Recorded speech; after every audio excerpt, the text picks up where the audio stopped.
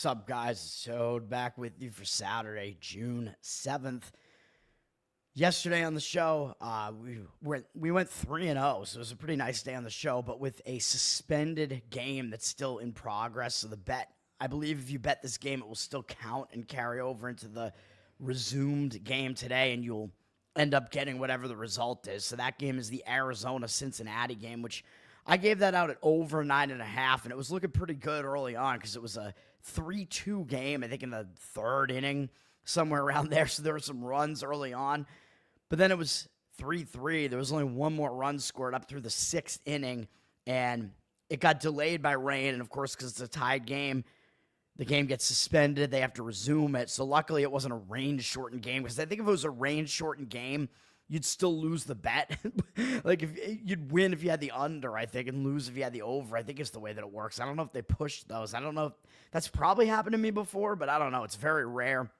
But in this case, it will resume today. So if you have the bet, you're gonna get whatever the result is with the finished game today. I think the bet will count when the game finishes this afternoon, and hopefully the game goes into extra innings, to be honest. I mean, that's kind of what you want right now for the over, because you get the ghost runners, you get the chance to go over. Ideally, it just goes over in the first 9 innings, and we need 4 more runs in the final 3 innings, which may or may not happen. I mean, you got a pretty bad Arizona bullpen there, so hopefully it can happen, but we'll see. And it is a hitter-friendly park. I don't know. It's very close for comfort, but the other games are all winners, so we will see. But if that game goes into extra innings at 4-4, I don't feel too bad about that. I think if you get a 4-4 game going into extra innings, I feel okay about getting 2 runs in the extra innings, but we'll see what happens. The other stuff all got there. We had the Wnba game that I added late, was an easy win. That was the last one to finish last night. LA Sparks. Kind of a close game at half, but they're winning the whole game, and they really just took off in the second half. Easy win for the LA Sparks.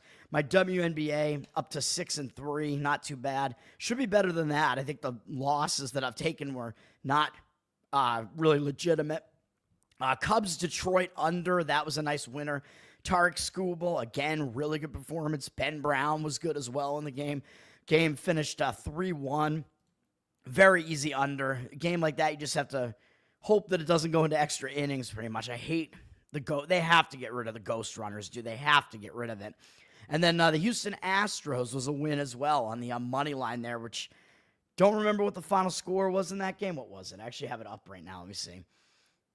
I think it was another low-scoring Houston game, but let me see. They won 4-2, so that was a winner as well. Let's get into today.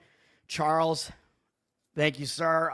I'm hoping that over still hits on the D-backs Reds game there, but we'll see. Is that game? It was looking very, very over heavy early in the game, and kind of, as I said, kind of trailed off a little bit. All right, let's talk about. We're going to talk about the horses first, because we got the Belmont Stakes. I gave out some pretty good stuff on the Kentucky Derby. I did give out the winner correctly in the Preakness, although the exacta and trifecta picks that I gave out on the Preakness were not good. They scored a ton the other day. Yeah, well, we're dealing with some bullpens that aren't very good with the D-backs and the Reds. So, in bullpens that have been kind of used the last couple of days, so you can hope. Let's talk about Belmont here. I mean, it's a short field, just like the Preakness. We only have 8 horses here, and really, I mean, ESPN already has it highlighted for you. Like, they've already highlighted the contenders, and they're really just doing it based on the odds. But I think that they're right about who the contenders are, and the red are the horses that you can kind of just discount, and I actually agree with that assessment as well. So over on the rail, we're going to have Hill Road, who is a closer. I don't even know what to say about Hill Road. I think Hill Road came over here from Ireland and has I don't think has very many starts in the U.S., so I think there are some drawbacks to looking at Hill Road here. Although I think Hill Road has decent speed figures and stuff. Hill Road considered to be a closer, so Hill Road is the type of horse that's going to be behind at the beginning and then make up ground later. And for the Belmont, this is going to be interesting because the Belmont is usually a 1.5-mile race. It's usually the longest of the Triple Crown races, which I believe helps closers more than anything else because they have a longer stretch to close the gap, especially if the beginning part of the race is run too quickly, which may not happen in this race either.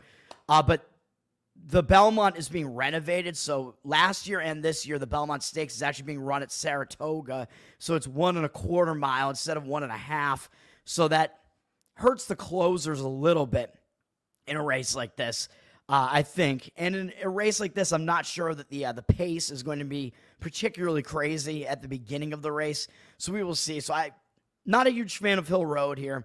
Sovereignty is in the 2 position. Of course, we know Sovereignty won the Kentucky Derby, and then the trainers and whatever, they decided not to run the horse in the Preakness, which makes sense because, I mean, Sovereignty, even though Sovereignty had pretty decent odds in the Kentucky Derby, you don't want to overwork the horse. I mean, of course, you could go for the Triple Crown, but I think the owners just didn't want to overwork the horse, and they just decided, overwork the hearse. That would suck if the horse died, man. Let's hope that's not a foreshadowing anything.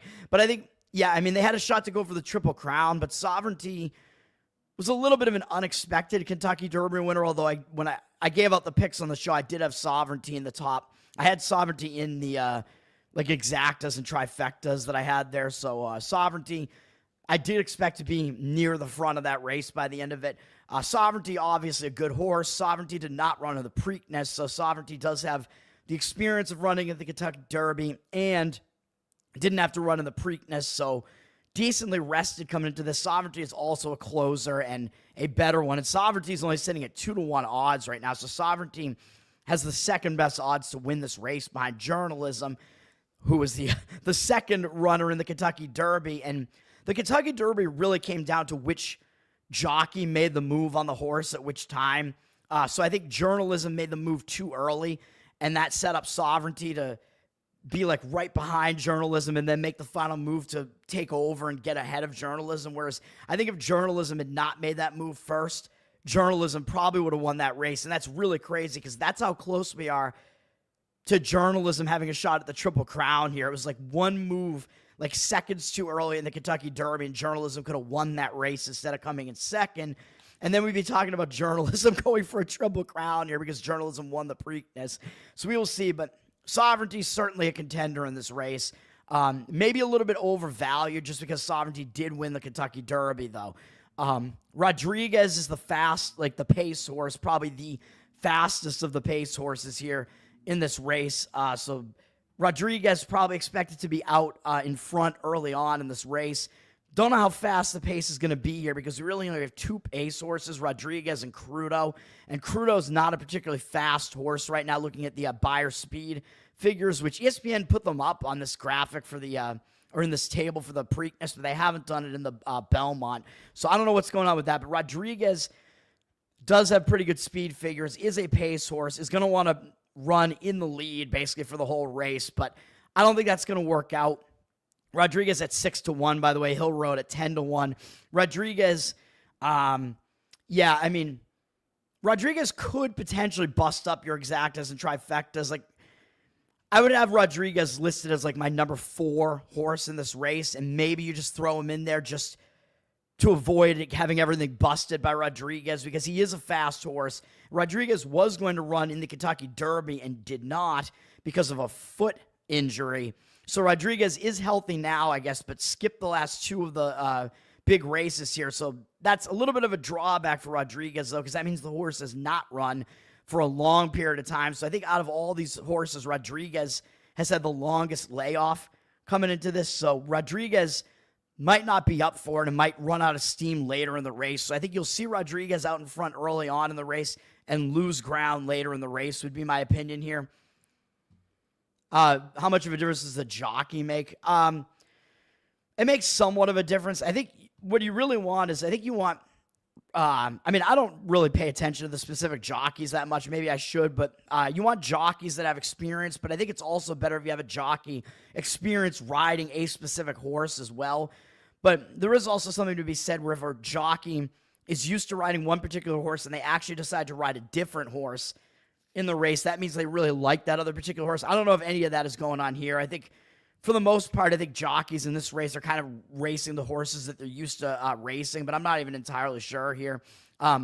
I don't think it makes a huge difference, but of course it did make a difference in the Kentucky Derby, I think, as far as who won the race, which I think Rispoli was the jockey on journalism. I'm not even 100% sure of that, though.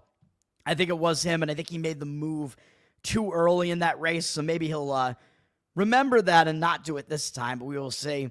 Uncaged is a 30-1 horse. Uncaged, I think, has the worst buyer speed figures out of all of these horses, and I think Uncaged has enough, Uncaged only has 2 races behind him, so I don't know if Uncaged could potentially get better. I don't know. It's kind of weird because Todd Pletcher has entered 2 of his horses in this race, and usually when a trainer does that, like their lesser horse, they're usually putting that horse in there to be like a pace horse to kind of like run out of control and try to speed up and allow like a closer horse that they have in the race to actually like have a better chance to win the race, but that's not what's going on here. Uncaged is classified as a stalker, meaning that they run right behind the front runners and try to make one final move to win. But Uncaged just does not have speed figures like where they should be, like really where he should really be in this race at all. It's not a trans horse. I believe all the horses are male. Almost all of them are male. So Uncaged, I mean, yeah, I think Uncaged is actually probably the worst horse in the race, would be my opinion. So I think you could discount Uncaged. Crudo is actually owned by Bobby Flay, the celebrity chef, which hence the name Crudo, I guess. But Crudo at 15-1 odds. I think Crudo, the other Pletcher horse, actually probably also a non-factor here. Although Crudo is a pace horse like Rodriguez, meaning that Crudo is going to want to be in the lead the whole race. But Crudo has not run in any fields with with a real group of horses like this. Like this is the Belmont, man. So you're getting a really, you're getting a class of horses that involves some of the best horses out there right now. Like Sovereignty, Baeza, and Journalism are 3 of the best horses out there right now. They were the top 3 in the Kentucky Derby as well. Crudo, I think, is going to have to really step up in class for this race, and I don't think Crudo is going to be able to be running ahead of this thing the whole time. I think Rodriguez is also faster, so I would discount Crudo as well. Baeza is my favorite horse in the race. I think Baeza would be my pick to win this race. So I'll talk about how I'll order these in a minute. It's probably going to be, I would order them Baeza, Journalism, Sovereignty, Rodriguez would be the way that I would do. And those are probably the only horses that I would put in exotics, and I would discount the rest. Although Hill Road could kind of bust you up a little bit, but I mean, I'm not really thinking that'll be the case. Baeza's at 4-1 though, and I actually think Baeza would be my pick to win this race because Baeza is the horse that nobody's paying attention to Baeza. Just like going into the Kentucky Derby, I told you to put Baeza in the exotics. Baeza came in 3rd and ran a really good race. Not only was Baeza really good in the Kentucky Derby, but Baeza ran the fastest last quarter mile of that race, making up a huge amount of ground to come in 3rd. Baeza came from out of nowhere to come in 3rd. I was watching, I was like, holy crap, like all my exotics are going to hit now because Baeza just ran through there at the very end there. But Baeza was the fastest horse at the end of that race. And Baeza has only run, I believe it looks like 4 races here. So I think Baeza has not even peaked yet. Baeza's speed figure has increased in every race so far and could increase further in this race. And this race might set up decently for the stalkers here. Stalkers and closers, I think, have an advantage in this particular race because it is somewhat longer. And if Baeza can not lose a ton of ground early on and just be a bit off the lead, which is how Baeza likes to run, the way that Baeza finished the Kentucky Derby at the fastest speed in that entire race, there was a chance that if Baeza wasn't as far back, Baeza could have won that race. And this is, of course, there's a lot less traffic here. Baeza was having to get through a bunch of horses, and Baeza was way over on the right side, having to come all the way over. Now we're looking at an 8-horse race instead of an 8-horse field instead of a 19-horse field here, and Baeza's kind of right in the middle, so much better setup, not having to come way over from one side. So this sets up really nicely for Baeza. So if you want to bet Baeza at 4-1 to just win this race, I like Baeza to do it. I think you're getting the best odds on Baeza. I think the value is with Baeza. Do they test it for PEDs? They actually probably do, I would imagine. As ridiculous as that sounds, I think they probably do. These horses all roided up, man. So Baeza, and going to be run by a really experienced jockey, Flavian Pratt as well, although the trainer is a little bit lesser known, I think.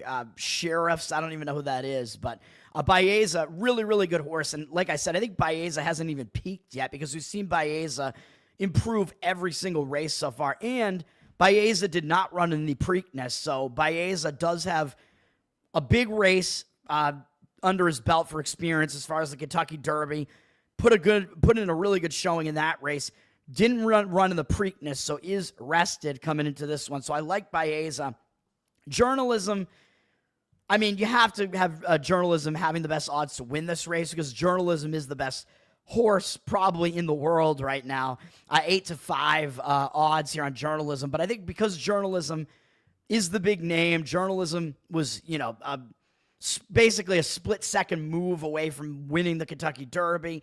Journalism won the Preakness, and not only won the Preakness, but there was a lot of, weird stuff going on, like collisions in that race, and Journalism got knocked almost sideways in that race and still won the race. So Journalism can overcome, getting bumped and, having to completely restart as well. Journalism, very, very good horse. Definitely a very tough horse to beat. So you got to have Journalism in your exotics. You got to have him in the top, I would say. So that's why I'm going Baeza, then Journalism, then Sovereignty, and then Rodriguez, I would say. So exactas, I think you want Baeza and Journalism.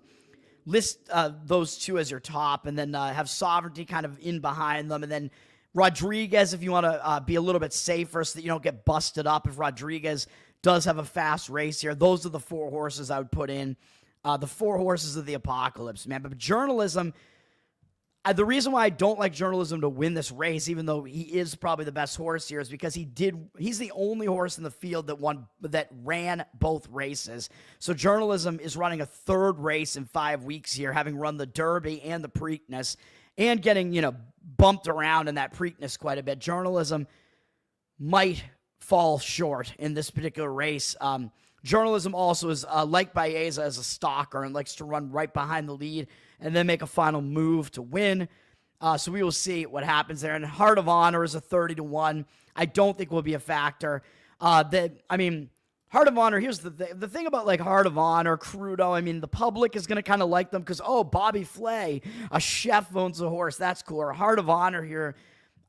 People kind of like Heart of Honor because the trainer and the jockey are a father-daughter duo, Jamie and Saffy Osborne. So that's something you usually don't see. Of course, all the jockeys are very short men mostly, but we have a female jockey here who is the daughter of the trainer of Heart of Honor. But Heart of Honor, not a very good horse, in my opinion. Unfortunately, Heart of Honor ran in the Preakness, came in 5th out of the 8 horses. Wasn't a very impressive showing there. I just don't think Heart of Honor really has great speed figures, so probably the second to least out of all these horses behind Uncaged.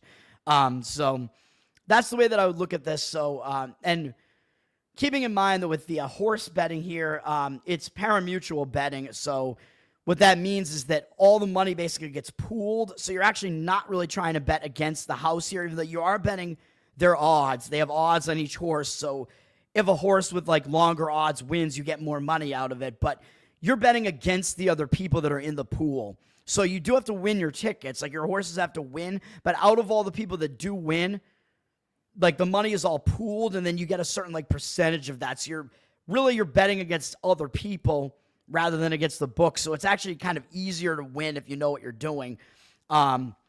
More money, there'll be a lot of dead money, basically. It really happens at the Kentucky Derby. It's the biggest bet race. There'll be a lot of dead money, in the overall pool, because a lot of recreational bettors will just bet based on the coolest name or whatever, the coolest story, so that there's a lot of that going on. And as far as exactas, trifectas, which I've explained the other horse videos I've done here, an exacta is you're picking the top 2 horses. And for the exactas and for the trifectas, you can do either a box or you can just do a regular. And the box is basically a combination rather than a permutation, if you're familiar with statistics. Which means that with a box, you win less money, but they can win in any order. So if you have a box exacta where you're picking the top 2 horses and you say, I want Baeza and Journalism, If Baeza and Journalism are the top two, regardless of which order they come in, if they're the top two horses, you win that box exacta. An exacta that's not a box, a regular exacta, you have to get the order right, so you win more money if you do it that way. You have to say, I want Baeza first, Journalism second, and if that's the way they run, then you win, but they have to finish in that order. But then what you can do with the exactas and trifectas is you can put in, like, you can enter your ticket. You can put multiple horses in. So you can say, I want Baeza at the top, and I want Journalism, Sovereignty, and Rodriguez as number 2 in my exacta. And then you could say, I want another exacta with Journalism at the top and Baeza, Sovereignty, and Rodriguez as the number 2 horse. You know what I mean? So you have those two combinations. Obviously, only one of those two can win, but if one of those two hits and you're right, like, you'll still win money out of it. It's just, it makes sense to have a little bit of diversity in the tickets there. And then the trifectas work the same way, except you're picking the top 3 horses. There's a box trifecta and a regular trifecta as well. So if all of that makes sense, hopefully that all makes sense. So what I would do in this race, my tickets would be my exacta. I would go, I don't know if I would go with a box exacta, Baeza, Journalism, a box trifecta, Baeza, Journalism, Sovereignty. I would maybe add to the box, probably in the box exacta, I would probably add Sovereignty into the mix there as well, actually, maybe. Have one that's just Baeza, Journalism, one Baeza, Journalism, Sovereignty in the mix there, so any combination, you'll win. And then for the trifecta, those 3 horses, and then maybe additionally factor Rodriguez in there as well.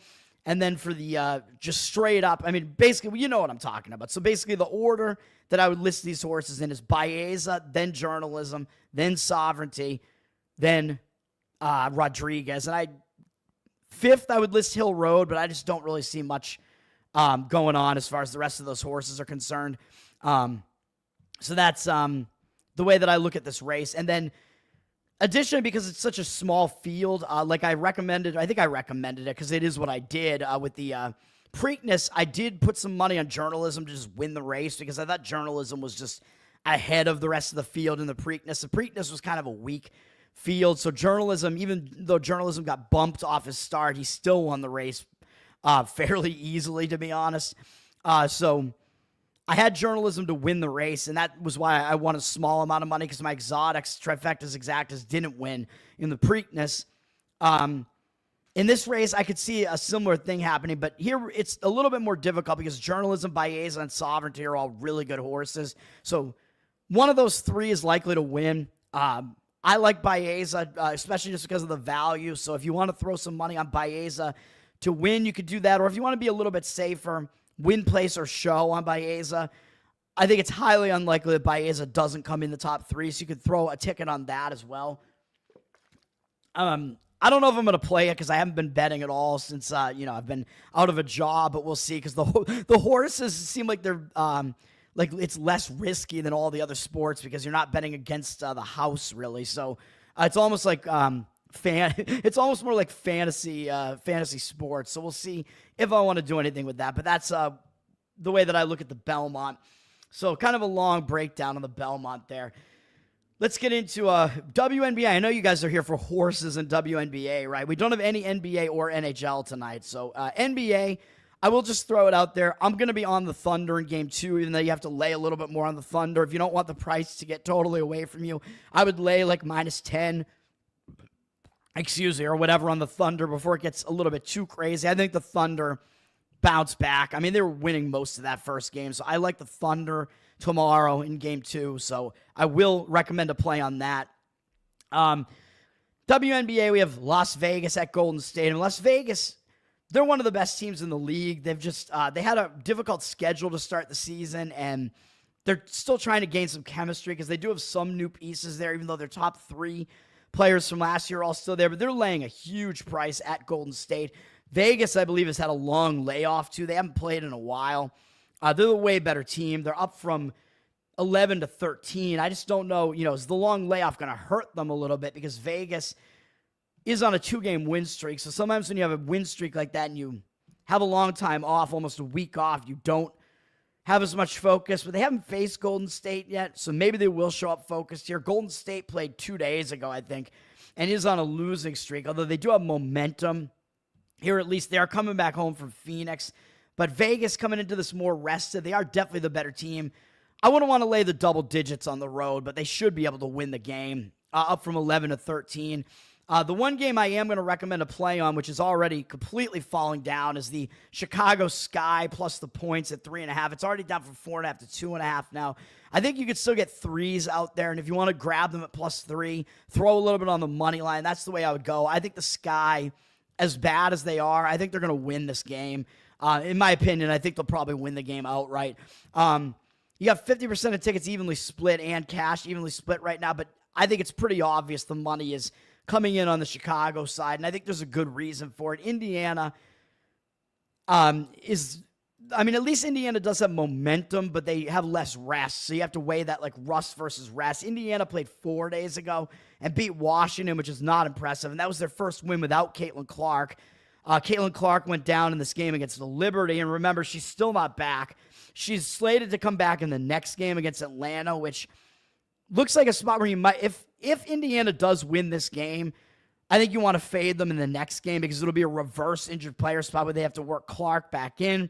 But I don't like them in this Chicago game. Clark is still out. Sophie Cunningham is still out, and she's one of their best defenders. So they're without two players here, and of course Clark, one of the best players in the league. That is going to hurt them. And Indiana started off the season. That was the big Clark versus Reese battle here, and Indiana embarrassed Chicago 93-58. So do you not think Chicago is going to come focused here after what happened in that first game? Yeah, I think Chicago is going to be focused after losing that embarrassingly.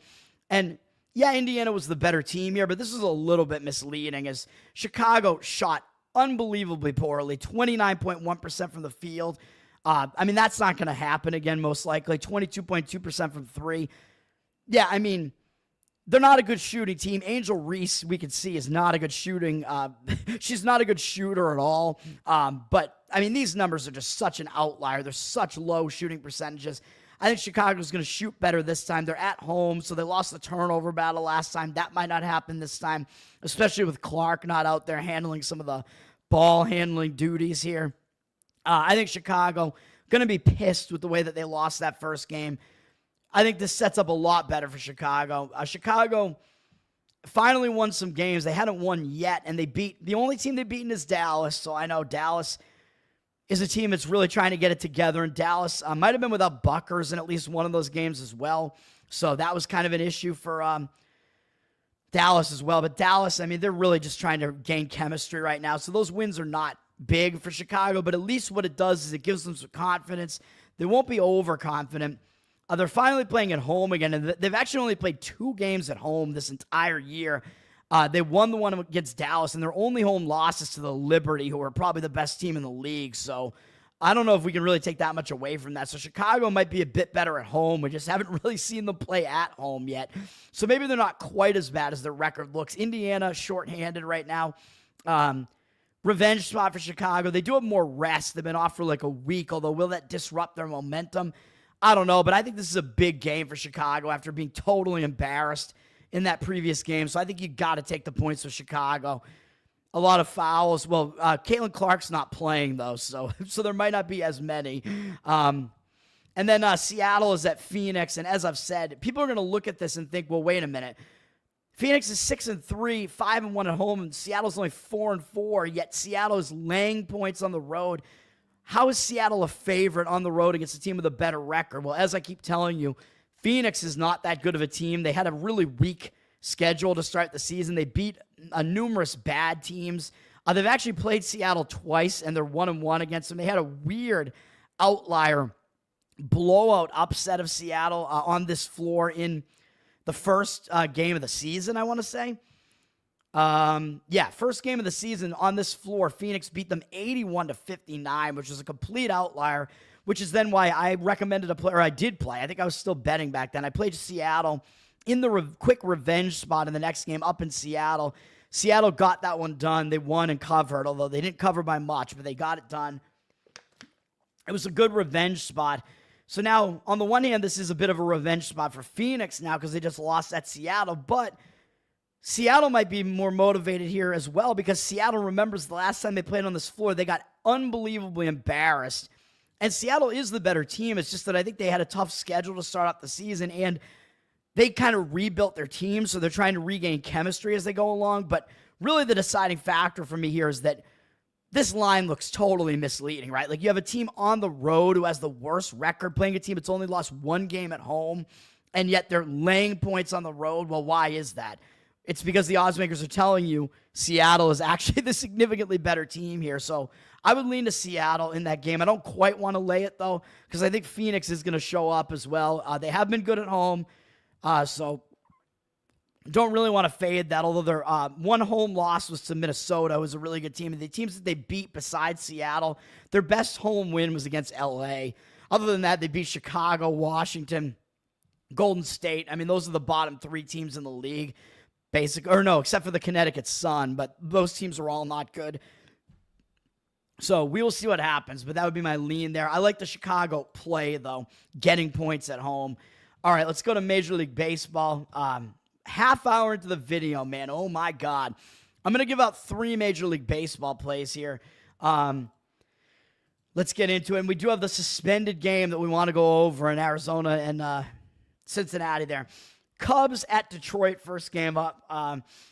That game hit on the under yesterday for my play that I gave out. Detroit won the game behind Schoolball 3-1.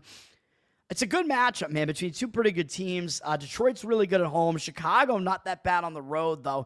We got Jameson Taillon pitching. He's pitched pretty well for Chicago this year. 3.76 ERA, 1.01 whip. Pitched pretty well recently as well. Hasn't allowed more than 3 earned runs in any game in his last 4 starts. So he's pitching pretty well. Strikeout walk rate, not too bad in those starts either. He's doing well. He has also been worse on the road, however, so that is something to consider with a 4.96 road ERA, so nowhere near as good as this 2.7 at home. And Detroit has hit him well in 61 at-bats. Does have a 14-2 strikeout walk ratio, but some of these guys have really given him some problems.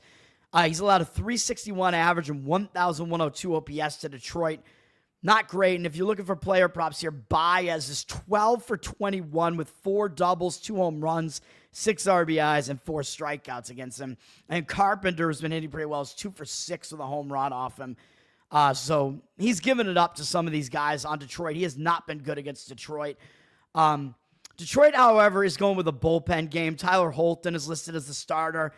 There's not a whole lot going on with him. 4.13 ERA, 1.31 whip. Not very good numbers, but he's probably only going to be in the game for at most 2 innings, probably less. He's going to come in and open the game, probably give you an inning, and then they'll turn it over to the bullpen, especially because the bullpen didn't really pitch yesterday with Schoolball pitching most of the game. So Detroit has a pretty good bullpen, and they're set up okay for a bullpen game here. Colton has been pretty good against, Holton has been decent against Chicago. They're only 2 for 11 off him with 3 strikeouts, a 182 average, 364 OPS, but they're only going to face him for about an inning, so it doesn't really matter that much. So I don't even know what I would have in this game, even for a lean or whatever. So I just kind of then look at the market, and I'm like, well, what is the market kind of saying here? Well, the money has actually come in on the Cubs, flipping them from plus 106 to minus 116. 66% of tickets, 83% of the cash. So the biggest market read here is the cash coming in on the Cubs. Looks like the biggest market read there. I don't really necessarily agree with it, though, because Taillon has not been good on the road and has not been good against Detroit. Detroit is definitely tough at home, although Chicago has been good on the road as well, the Cubs. So we will see what happens in that game. I don't want to do it.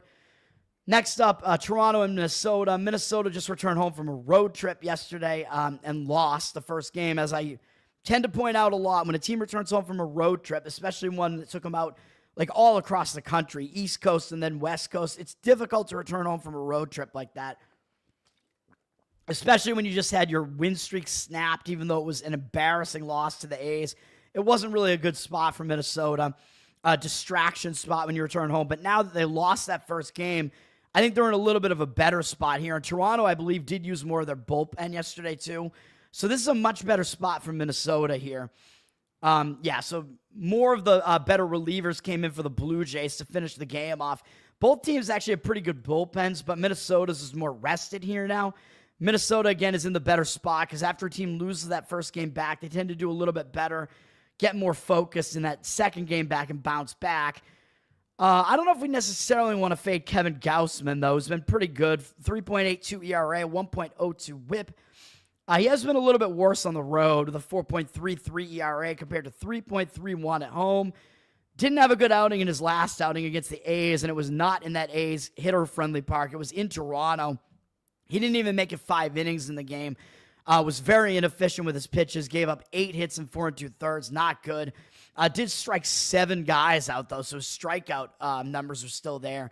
Against Minnesota, he does have decent numbers in a big 113 at-bat sample size, 248 average, 686 OPS, and 41-11 strikeout walk ratio. So he has not been that bad against Minnesota, who's not a very great hitting lineup. But Minnesota does have Chris Paddack pitching, and as weird as it sounds to say, Chris Paddack has actually been quite good this season. 3.58 ERA, 1.13 whip. He's coming off striking out 10 guys against Seattle in a great performance. But the thing that worries me about Paddack here was that too epic a performance. He usually goes around 90 pitches in his starts, and for that one, they had him go 110 pitches in that game, and he's not used to throwing that many pitches in a game, so I could see him being a little bit tired coming into this game, man. So I could see him having a little bit of a setback after, basically his, the best performance of his career so far. He might have a little bit of a setback, although he has been good. He hasn't allowed more than 3 earned runs in any start since his first start of the season.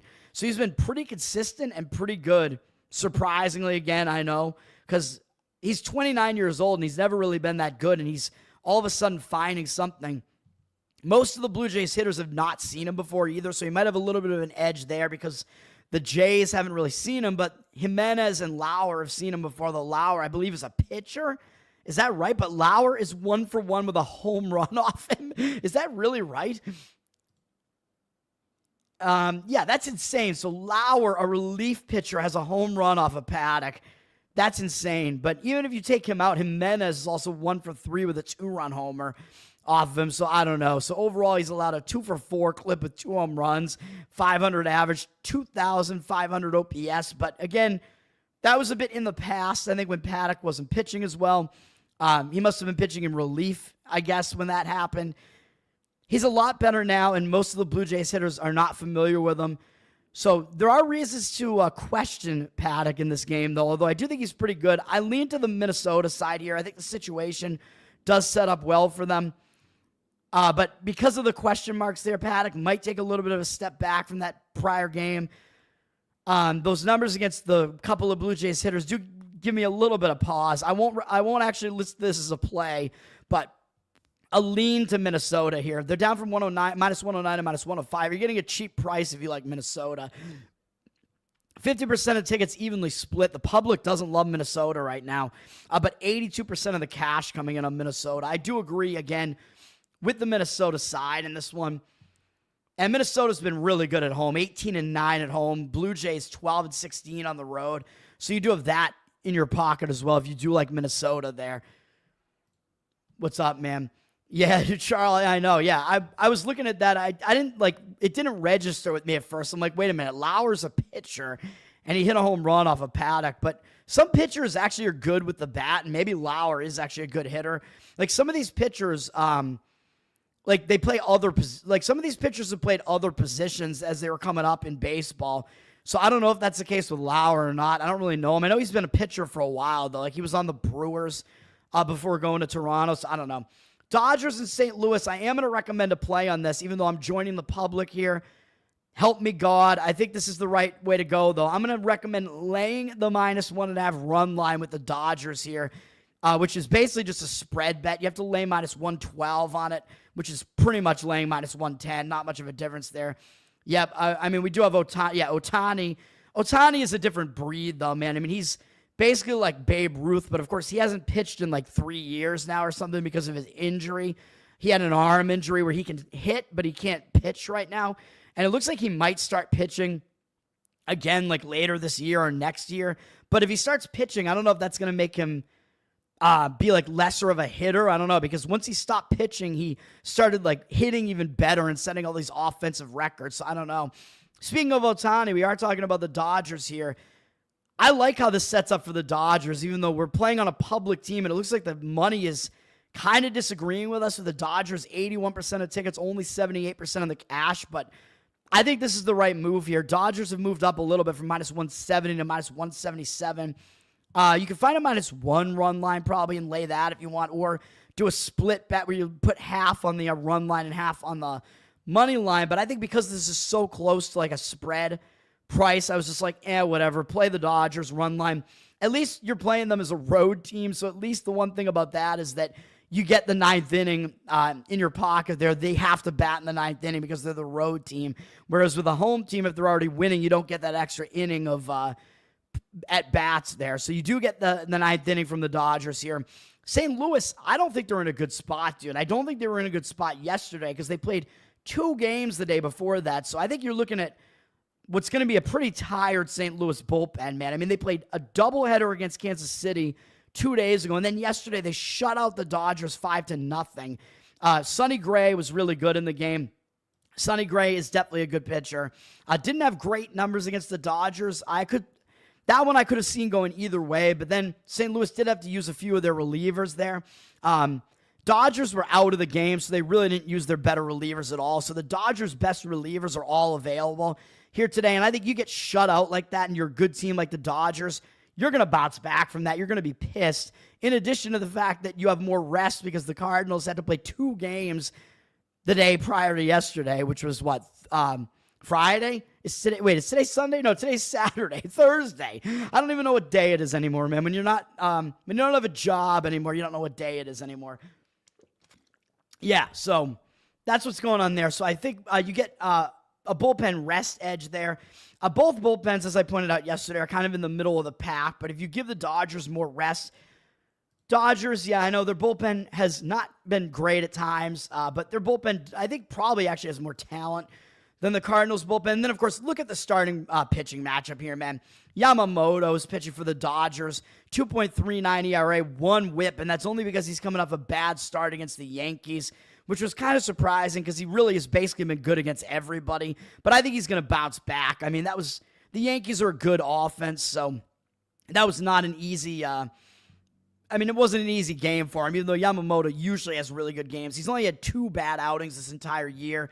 One at Arizona, which is a hitter-friendly park and a good offense as well, and then against the Yankees. So he's stepping down in class to face St. Louis here, man, who is a lesser offense than, of course, those 2 offenses are. So I think he's going to be back in form here. Yamamoto actually has a better ERA and opponent batting average on the road than at home, which is kind of crazy. A 2.76 ERA at home and 2.06 on the road. So he's actually been better on the road. Granted, he's actually been terrible during the day, so that does worry me a little bit. But this is Yamamoto, man. I mean, it's a small sample size. I expect him to bounce back here. And against St. Louis, they're only 1 for 11 off, and Burleson has a double, and nobody else has anything. No walks, 3 strikeouts, 0.91 average, 273 OPS. So St. Louis is not very familiar with Yamamoto, and when they faced him, they didn't do well against him, and I don't believe they faced him this year at all. So I give the edge to Yamamoto, and he's facing Eric Fedde, who has been okay, 3.82 ERA, 1.29 whip is a little bit high. He's putting too many guys on base, though, man. I mean, in May, a good 3.03 ERA, but a 22-10 strikeout walk ratio. Walked 3 guys in his last outing against Texas. St. Louis has lost his last 4 starts, so that's not good. And if you look at the entire season, well, if you want to discount his first start, they lost 5 games in a row that he started 1-2 and then lost 4. So they've lost 9 of his last 11 starts, so that's not a good sign. St. Louis has not been winning behind Fedde. And at home, his ERA is 5.2 at home compared to 2.88 on the road, so he has been not good at home either. And against the Dodgers, his numbers are not great. In 77 at-bats, he has an 18-9 strikeout walk ratio. That's not good. 4 home runs allowed. He's held him to a 273 average, which isn't terrible, but an 842 OPS. So that OPS is high, and I like looking at the OPS more than anything else because it counts walks. It counts the extra bases and whatever. So Ohtani's 1 for 4 of them with a home run. If you want to look for player props, your best bets there are probably Conforto's 5 for 16 with a home run, and Teoscar Hernandez 3 for 6 with 2 home runs and a walk. So Fedde, doesn't have good splits here at all. Doesn't have good matchup numbers. I like the Dodgers in this game, man. I think it's a bounce back spot for them. I think they have a big starting pitching edge. Dodgers have the better offense. Dodgers have the more rested bullpen here. They're more rested in general. Give me the Dodgers in that game. That is the first play that I will give out in baseball. Yeah, exactly. I hate it, man. It hasn't happened to me for quite a while.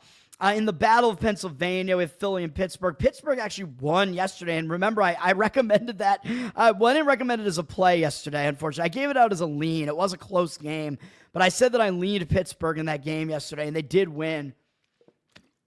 This game might be a little bit different, though, because now you get Philly, who might be a little bit angrier. You do have two teams that are really not good bullpen-wise, but Pittsburgh is one of the few bullpens that's actually basically as bad as Philly's. I mean, you can see it here. There isn't that much that separates those two bullpens. They're not great bullpens. So that's kind of a wash. And Pittsburgh, I think, used a little bit more of their pen yesterday to save the game. So some of their better relievers are not available today. So that kind of helps Philadelphia.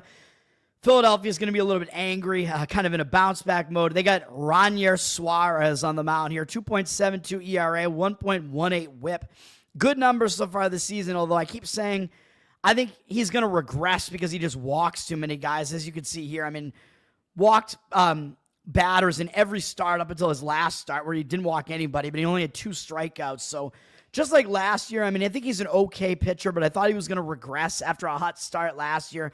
I think he will again, although Philadelphia is 4-2 in his start so far, so they haven't been bad behind him. He hasn't been bad, and he actually has a 0 road ERA so far, so that's not hurting his case here. He has been worse at home with a 4.37 home ERA, 0 on the road, although granted, on the road, he faced Cleveland and Colorado, not very good offenses, so Colorado and Coors Field, not an easy environment to pitch in, but still not a good offense, but again, Pittsburgh's not a good offense either, although he did actually just face Pittsburgh back in mid-May, so Pittsburgh is at least recently familiar with him because he did just face them, but Pittsburgh's offense is not very good, and they haven't been very good against Suarez in the past. 67 career at-bats, 224 average, 629 OPS, 23-9 strikeout walk ratio. The walk rate's a little high, but basically he's been pretty good against Pittsburgh. Pittsburgh has Andrew Heaney pitching. He's having a decent season as well, 3.39 ERA, 1.19 whip. Hasn't been too bad. Although he started out kind of drifting off in May with a 4.74 ERA. More walks than strikeouts is certainly not good. 15 walks to 13 strikeouts. He's not really a strikeout pitcher, but he's somehow been pretty consistent and not allowing that many runs in most of his starts. He's been a little bit better at home, 3.21 ERA compared to 3.58 on the road. But against Philly, he has not had success. In 51 at-bats, he has more walks than strikeouts, 7 walks to 6 strikeouts, a 333 average allowed, and 884 OPS allowed. So not great numbers for Heaney against Philadelphia. So I don't love Pittsburgh in this spot, to be honest. Although Philadelphia is very public with 87% of the tickets and only 81% of the cash. So the money is actually coming in against Philadelphia. Not quite sure that I agree with that assessment. I do think Suarez is the better of the pitching matchup. Obviously, Philadelphia has the better bats. Their bullpen is actually probably in the better rest spot. So I don't know that I really agree with all that. And we have seen a little bit of movement towards the over as well, with 52% of tickets on the under somehow, but 63% of the cash on the over. Total gone up a little from 8.5 juice to the under to 8.5. Don't know if I necessarily agree with the over. Although Suarez, I mean, I don't think he's as really as good as he looks, though, so I don't know. And Heaney could definitely give it up against a Philadelphia team that hits him pretty well. So we'll see what happens. That's not going to be a game where I'm recommending a play at all. Texas is at Washington. Washington won the game yesterday 2-0, even though Patrick Corbin pitched the complete game for Texas, and he pitched fairly well again, even though he only struck out 2. Soraka actually kind of outpitched him and that he had more strikeouts, but they let Corbin pitch the full game. So you know what that means is that the Rangers have a rested bullpen here, and they're the way better bullpen. Washington's sitting at the second worst bullpen ERA in baseball. Texas, where are they at? Actually, Texas has fallen off a little bit, but they're still right there, middle of the pack, basically. So they still do have a way better bullpen. I mean, ERA-wise, it's still like 2 runs better than the Nationals bullpen. And the Nationals used some of their best relievers yesterday, including their closer, Finnegan. So Texas is in the way better bullpen situation here. Texas has Jacob deGrom pitching. He is the better of the starting pitchers here as well. He's picking up right where he left off for the most part, man. 2.34 ERA, 0.98 whip. Having a nice bounce-back season, even though his last couple of outings, there are some things to be worried about where he had no strikeouts in one of them and he had 3 walks in his last outing. But he's been pitching pretty well. The team's been decent behind him, even though Texas does not have a very good offense. deGrom has actually been not quite as good on the road, though. The 3.8 road ERA compared to 1.69 at home, although those aren't bad numbers either way you look at it, really. Against Washington, he has decent numbers in 22 at-bats. They're only 5 for 22, 227 average, but they do have a 729 OPS, which is slightly high, mostly because Lowe has a home run off him. But other than that, not a whole lot going on there either.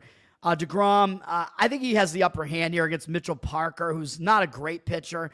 4.71 ERA, 1.31 whip.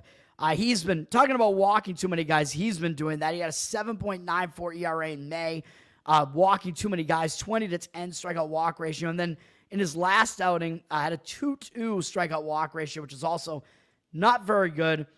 He's been better at home, though, the 3.63 ERA, 5.93 on the road. So he has been better at home. He's facing kind of a weak Texas offense, but they have been okay against him. They've had a 296 average against them, 715 OPS, not quite as high, though. So the OPSs against these opposing pitchers kind of balance out a little bit, but I lean Texas in the game. I mean, deGrom is the better starting pitcher. You got the better bullpen and more rested bullpen on the Texas side.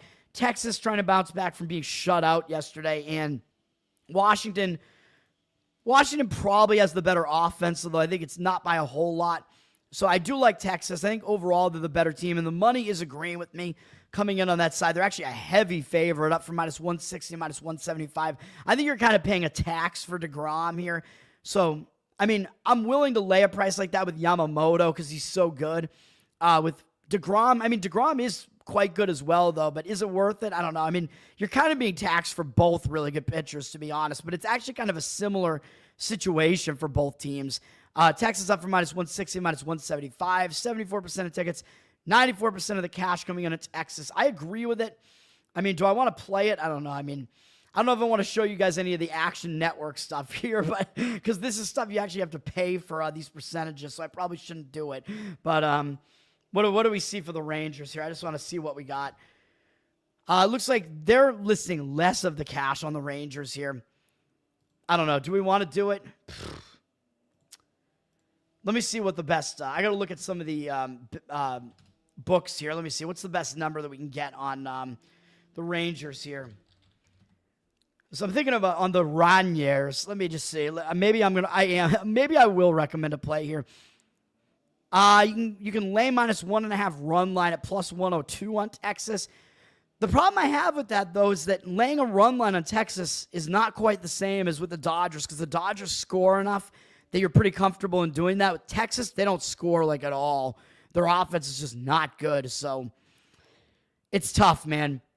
I'll hold off on that one, but I do lean to Texas. I like Texas in that game. Atlanta and San Francisco. Atlanta, man, they're just not playing well right now. San Francisco got another win yesterday against them, 5-4. They actually beat Wnba, who pitched pretty well in the game, really. I mean, he was decent. He outpitched Birdsong, who didn't last that long in the game. But the Giants, really, really good bullpen, got it done. Problem for the Giants now is that their bullpen is very, very unrested right now. They used 6 relief pitchers yesterday to finish off that game, which also went extra innings. Braves, by the way, just signed Kimbrel, who I think was not pitching in the majors, and now he's back on the Braves after a while off. Former Braves pitcher is back, Craig Kimbrel, and he pitched a scoreless inning yesterday with a strikeout and allowed 1 hit. So is he back? I don't know. It remains to be seen. He's probably not going to pitch today, though, because he pitched yesterday, but the bullpen advantage that San Francisco would normally have, because they have by far the best bullpen ERA in baseball, is kind of negated a little bit by the fact that their bullpen has less rest. Atlanta has a mediocre bullpen. So the bullpen advantage is kind of a wash here instead of it being an advantage for San Francisco. I don't love the starting pitching matchup, though, for Atlanta here with Bryce Elder pitching. I don't think he's very good. 4.56 ERA, 1.3 whip, not good.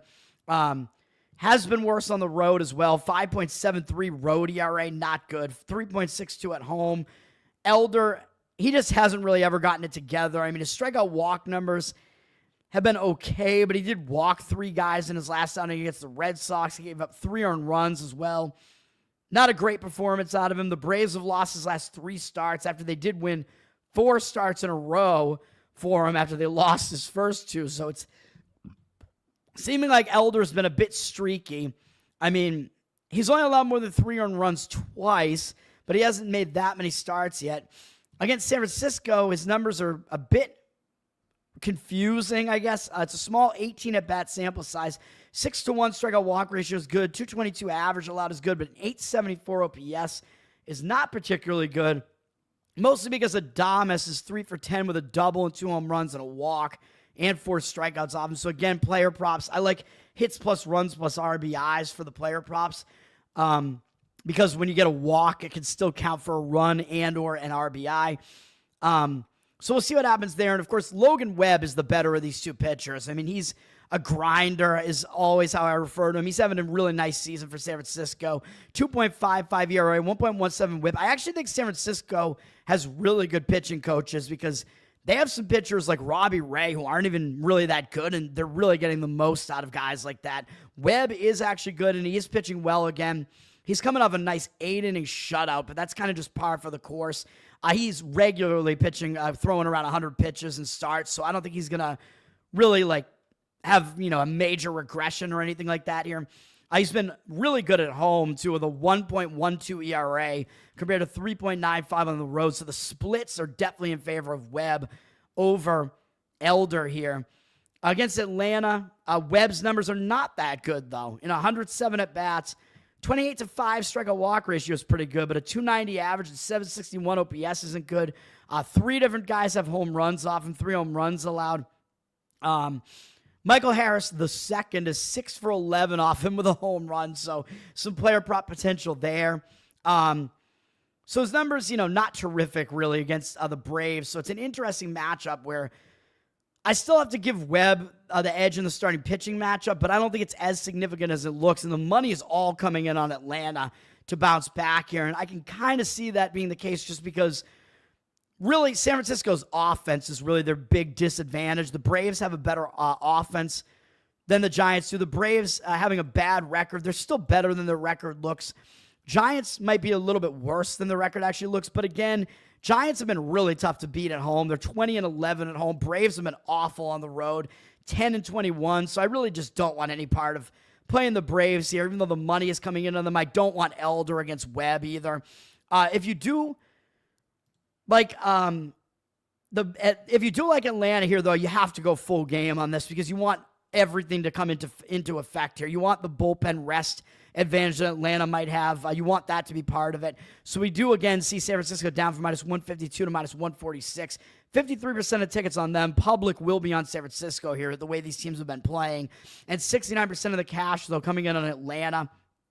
I don't love it, though. Again, money looks like it is on the under as well, dropping the total from 7.5 to 7. Slight move there with the juice kind of just moving a bit.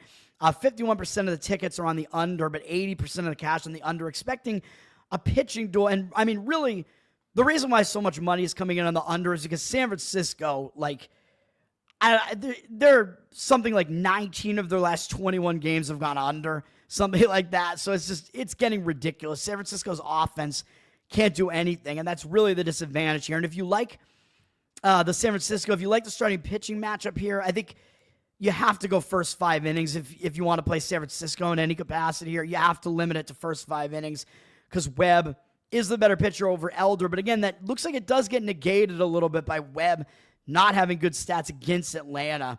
And Elder's numbers are actually a little bit better against San Francisco. So that's what we got going on there. Arizona and Cincinnati are going to finish yesterday's game early in the afternoon, and then they're going to play today's game, which is A pitching matchup that doesn't look good for Arizona, even though Arizona is favored for some reason. Ryan Nelson is pitching for them. I've never liked this guy, man. I'm sorry. Nothing personal, Ryan. I'm sorry, but I don't like him as a pitcher. 3.43 ERA and 1 whip this year, though. He has actually been effective, but he's mostly been coming out of the bullpen, man. So I don't know what we're going to get out of him as a starter. He's made a couple of starts that have gone 5 innings or more, and he was effective. I mean, he didn't allow any runs in his last couple outings, and he's only allowed 1 run, I think, in his 3 starts combined, and it was against the Dodgers. So he actually has been pitching fairly effectively, but I would probably dial it back a little bit because in May he had a 15-7 strikeout walk ratio, which isn't that good, even though he went over his 3 actual starts. I think he only walked 1 guy, so he did start limiting the walks, but walks have kind of been an issue for him in the past, man, so I'm not sure I trust Nelson. He's been worse on the road with a 4.8 road ERA compared to 2.67 at home, even though Chase Field is a hitter's ballpark. So is Great American, though, and that's where he's pitching here. Has been worse on the road. We have a very small sample size of him with Nelson against the Reds, but the Reds are 3 for 7 off him with a home run from Hampson. 429 average, 1,429 OPS, but it is a very small sample size. So maybe not a whole lot you could take away from that other than the fact that those 2 guys, basically having not seen Nelson before, were still effective against him. I think Nick Martinez is definitely the better of the 2 pitchers here. He's pitching for the Reds here, and a lot of the analytics guys have Nick Martinez in like the top 15 starting pitchers in baseball, which I don't really agree with that, but he has been pitching pretty well. 3.89 ERA, 1.17 whip. I mean, I don't think a guy in his mid-30s all of a sudden really turns his career around, but he's kind of an interesting case because he pitched in Japan for a while and probably changed some stuff with his mechanics. He was pitching really well this year up until his last start was basically his worst start of the year. Didn't make it 5 innings, gave up 5 earned runs, but it was against the Cubs, who are the best scoring offense in baseball. So maybe you can give him a pass on that, and maybe he will kind of return to form here. He has been better at home, even though it is a hitter-friendly park. He's been significantly better at home with a 2.73 ERA at home, 4.76 on the road. So he is better at home. The Diamondbacks have hit him pretty well, though, in 47 at-bats, 5.5 strikeout walk ratio, 277 average, allowed an 836 OPS. So this specific matchup doesn't look that good. I think maybe both pitchers are a little bit overrated, so I could see going with an over in this game too, but the money is coming in on the under, flipping it from, well, it's been 9.5. It's gone down from 9.5 to 9.5 with juice on the under, 57% of tickets on the over, and 69% of the cash on the under. So the money's coming in on the under, but whenever you see a total that's fairly high like this, around 9.5, I tend to think the books are kind of indicating they think it's going to be a high-scoring game. I think that, I mean, you have 2 offenses that can kind of hit here, especially Arizona. The bullpens are not very good, and if the bullpens have to work especially if that suspended game goes into extra innings and the bullpens really get used there and have to go and then play this game, I think the over is the only way to look in this game, depending on that at least. If the bullpens really have to work to finish that first game, it's going to get crazy, man. And the money looks like it is coming in on the Cincinnati side a little bit as well, with Arizona sitting at minus 105, up a little to minus 106, but 67% of tickets and only 57% of the cash on Arizona. So surprisingly, Arizona, a public team, even though they were horrific in May, I think they're better than the record looks, but the money seems to be indicating on Cincinnati here, and I don't really disagree with it because I think Martinez is better than Ryan Nelson, but I don't love the Martinez matchup stats there, so I do think the over is actually probably the better way to look, again, especially if the bullpens get taxed in that first game. Houston at Cleveland. Of course, Houston got the win. Gave it out as a play on the show yesterday. Houston with the win. Now Houston has their best pitcher going in Hunter Brown here, but what do we want to do with this game, really, man? Because Houston won yesterday. They had, what is his name? Gordon pitching. Dude, I get all these guys confused. You have Gordon, Horton, and Holton, and I get them all confused.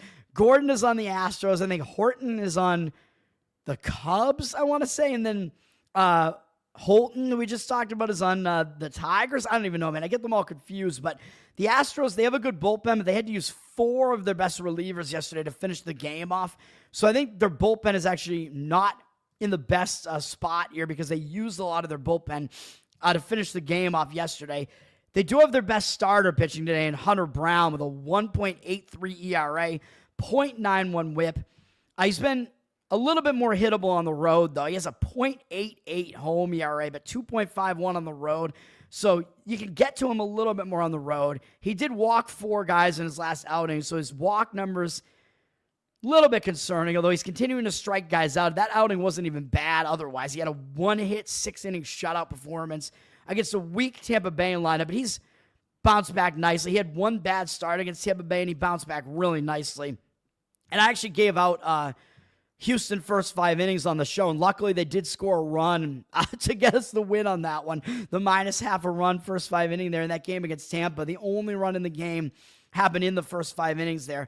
Hunter Brown's good overall, although Cleveland hasn't done that badly against him in the past.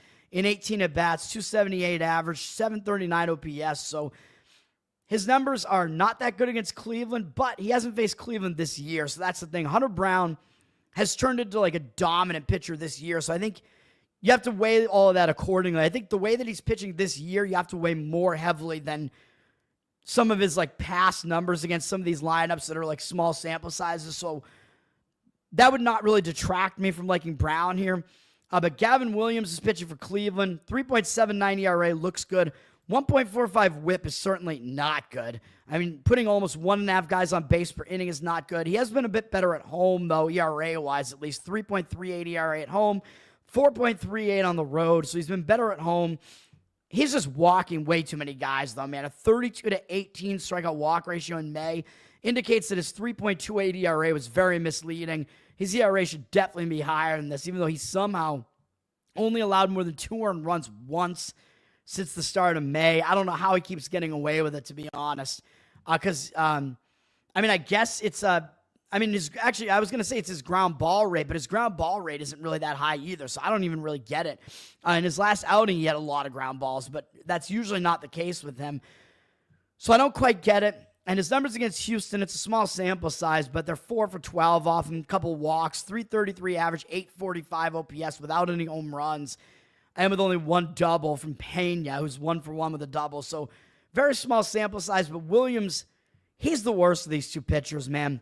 So I think Houston has the starting pitching edge in this game, but they don't have the bullpen edge. So if you do like Houston, I think you have to make it a first 5-inning game.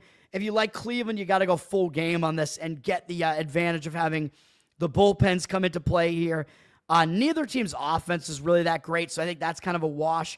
The money is strongly coming in on Cleveland. Houston's down from -143 to -110, 72% of tickets and 59% of the cash on Houston. So we see a lot of reverse line movement going against a public Houston team. And a lot of money on the under as well. The total very low, down from 7.5 to 7. 65% of the tickets on the over, but 75% of the cash on the under. So it looks like the books are kind of expecting Williams to actually pitch well here. I'm not quite sure I agree with that, given what we just saw with Williams' numbers there. I don't know if I want to bank on Williams, man. So that's kind of where it comes down. That's how it comes down here. 7 doesn't give you a whole lot of leeway there as far as the total is concerned. I do expect Brown to probably pitch well in the game. Williams, I'm not as sold on, so I don't love the market read there. I understand it because you're taking into account the bullpens and everything else. And Hunter Brown, you may be paying a little bit too much for, but at a -110 price now, I think it's starting to enter the territory where any value that was on Cleveland as a home underdog is kind of disappearing. So I don't know. We'll see what happens in that game. Next game up, I'll give you my second to last play of the day, which is Miami as an underdog. I know, man. Miami Marlins looks like a really ugly way to go here. But we're fading Tampa, who's not very good offensively. Tampa is up from -155 to -158. They're very public, though. 84% of tickets, 86% of the cash right now. But according to Action Network, it looks like the money is coming in on the Miami side, and I agree with it. I mean, I don't think there's any way that you can really I think Tampa Bay is just looking like a very public team here, and I really don't love the Tampa Bay side at all here. Tampa Bay, yeah, they're on a 4-game win streak, but they've won a bunch of close games, 3 one-run wins in a row, so in a way they're getting a little bit lucky. They beat Miami yesterday. Miami is on a losing streak. I understand that. So the public's only going to want to come in on Tampa Bay here. I understand Miami's not a good team. They're not good on the road. Tampa has not really had that much of a home advantage, though, in Steinbrenner Stadium. They're above 500, but not by a whole lot because they're not really playing in their home stadium.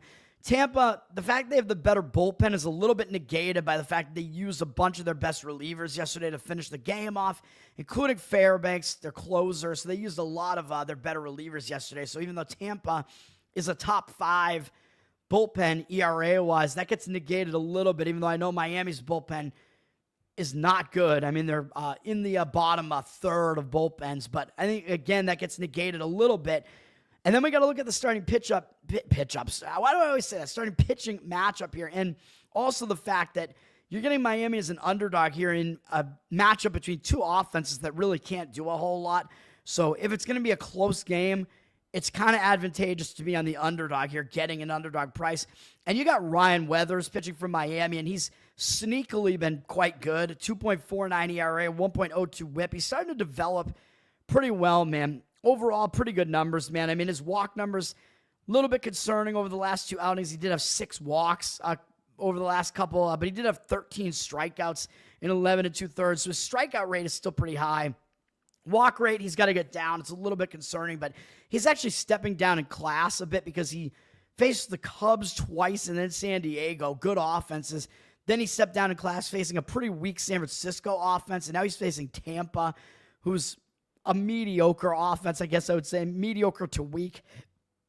Weathers has also been good on the road with a .84 road ERA compared to 4.09 at home. I know it's a very small sample size, but those road outings were against the Cubs and San Diego as well. So those are good offenses, and he didn't allow a whole lot. He is coming off his worst outing where he allowed 4 earned runs, but some of that was because he allowed a home run, too many walks. If he keeps that under wraps, he should be pretty good in this game. And Tampa's never seen it before, basically. Only Morel has ever seen it before, and he is 1 for 3 off him with a walk and a strikeout, I know, but it's basically a situation where Tampa's offense has never seen it before. So when you get these young pitchers who haven't been seen before by the opposing hitters, I think they do have an advantage. Taj Bradley pitching for Tampa. He's been okay, 3.95 ERA, 1.2 whip. Coming off a really good outing, so he is in good form, so I worry about that a little bit.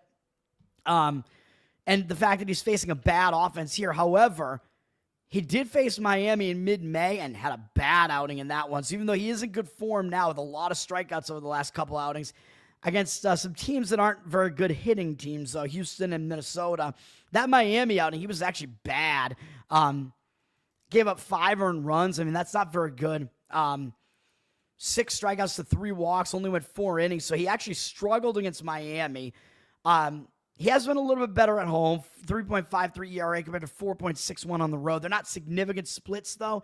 And against Miami, a lot of that was that last outing, but still in 24 at-bats, they've done well against them with a 292 average, 750 OPS. So Bradley actually hasn't done well against Miami. So we'll fade the public here and grab Miami at a nice underdog price, where I think the situation sets up decently for them, and I think Miami does have the starting pitching edge. Kansas City at the White Sox. Kansas City lost to the White Sox yesterday, and remember, Kansas City was coming off a doubleheader the day before that, so the rest edge wasn't there for them. Now they're coming into this game against the White Sox. White Sox actually having won 2 in a row, surprisingly. Neither team used a ton of their bullpen yesterday, so that's a little bit of a wash there, except for the fact that Kansas City has the way better bullpen. So Kansas City probably does actually have a bullpen edge in this game now that they're kind of back in kind of a regular rest situation, at least moving forward.